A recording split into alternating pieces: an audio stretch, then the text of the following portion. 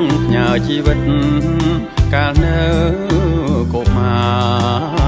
រផ្សារចាស់ផ្សារថ្មីនឹកអនុសាបឋមសិក្សាសាលាជីហាអកង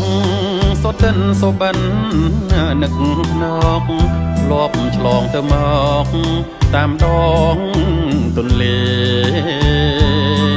កប៉ាល់បោះពួយលឺដូចក្លុំត្រែកណូតបើកជ្រែ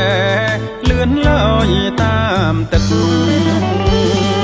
ជីហាបាក់ណាមភូមិឋានជាប់គ្នាក្រុមវេលាគ្រប់គ្រានៅនឹកទីធ្លាប់រស់រៀនស្ពានឆ្លងល្ងាចព្រឹកចំការឪលឹក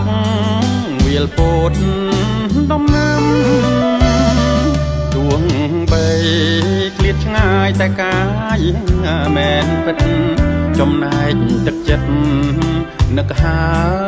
យចងចាំអនុស្សាវរីយ៍កន្លងយូរឆ្នាំកត់ទុកចំណាំរៀងដរាប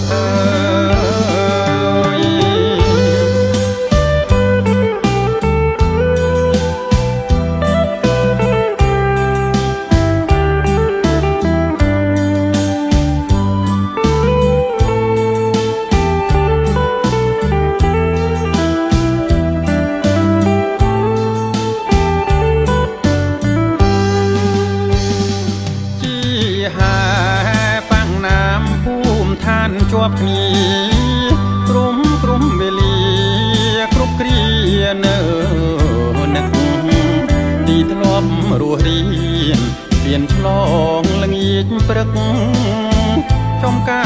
រឪ